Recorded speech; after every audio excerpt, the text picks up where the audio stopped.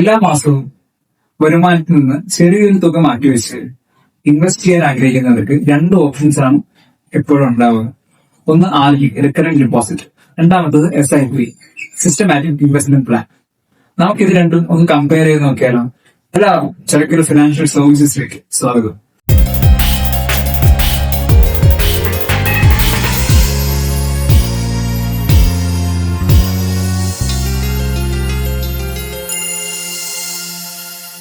നമസ്കാരം, ഞാൻ ലിൻസൺ മാത്യു. എല്ലാവർക്കും ചെറുക്കൊരു ഫിനാൻഷ്യൽ സർവീസസിലേക്ക് വീണ്ടും സ്വാഗതം. ഇവിടെ നമുക്ക് insurance, investment, mutual fund, loans, tax payment തുടങ്ങിയ കാര്യങ്ങളുമായി ബന്ധപ്പെട്ട് ഉപകാരപ്രദമായ വീഡിയോകളുമായി നിങ്ങളുടെ മുമ്പിലേക്ക് വരുന്നതാണ്. ആദ്യം RD എന്താണെന്ന് നോക്കാം. RD അഥവാ റിക്കറിംഗ് ഡെപ്പോസിറ്റ് എന്ന് വെച്ചിട്ടുണ്ടെങ്കിൽ എല്ലാ മാസവും കൃത്യമായിട്ട് തുക നമ്മുടെ ബാങ്ക് ത്രൂ നിക്ഷേപിക്കുകയാണ്. ഇത് കംപ്ലീറ്റ്ലി റിസ്ക് ഫ്രീ ആണ്. ലഭിക്കാൻ പോകുന്ന ഇൻട്രസ്റ്റ് എന്താണെന്ന് നമുക്ക് മുൻകൂട്ടി അറിയിക്കുകയും ചെയ്യാം. ഇതൊരു 3 മാസം തൊട്ട് 2 മാസം വരെയുള്ള ടെന്യൂറാണ് സാധാരണ ആൾക്കാർ എടുക്കാറുള്ളത്. ആ ടെന്യൂർ കഴിയുമ്പോഴത്തേക്കും നമ്മുടെ പ്രിൻസിപ്പൽ ഇൻട്രസ്റ്റ് നമുക്ക് നമ്മുടെ ബാങ്കിലേക്ക് ക്രെഡിറ്റ് ആവുകയും ചെയ്യും. അടുത്തത് SIP അഥവാ സിസ്റ്റമാറ്റിക് ഇൻവെസ്റ്റ്മെന്റ് പ്ലാൻ. ഇവിടെ നമ്മുടെ പണം മ്യൂച്വൽ ഫണ്ടിലേക്കാണ് പോകുന്നത്. മാർക്കറ്റ് പെർഫോമൻസിനെ ബേസ് ചെയ്തിട്ടായിരിക്കും നമ്മുടെ SIP റിട്ടേൺസ് വരുന്നത്. അതുകൊണ്ട് തന്നെ ഇത്തരം റിട്ടേൺസ് കിട്ടുമെന്ന് നമുക്ക് ഉറപ്പ് പറയാൻ പറ്റില്ല. കംപ്ലീറ്റ്ലി റിസ്ക് ഫ്രീ അല്ല. ചുരുക്കത്തിൽ RDയും SIP തമ്മിൽ കമ്പയർ ചെയ്യുകയാണെങ്കിൽ RD എന്ന് പറയുന്നത് ഒരു പ്യൂർലി ബാങ്ക് നിക്ഷേപമാണ്.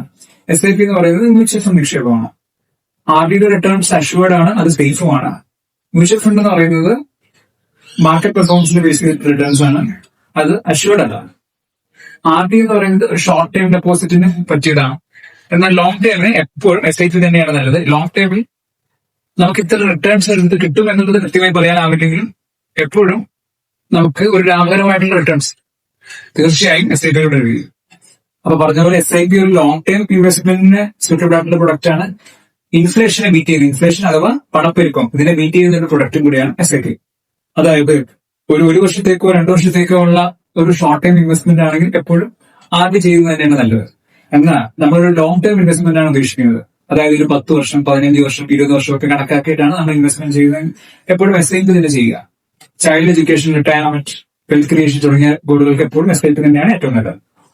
SIP വേണോ RD വേണോ, അതല്ലെങ്കിൽ ഇതുപോലുള്ള ഒരു ഡിസിഷൻ എടുക്കുമ്പോൾ നമ്മുടെ ഇൻകം, നമ്മുടെ റിസ്ക് ബാരിംഗ് കപ്പാസിറ്റി, നമ്മുടെ ഗോൾസ് ഇതെല്ലാം കൺസിഡർ ചെയ്തിട്ട് വേണം എടുക്കാൻ.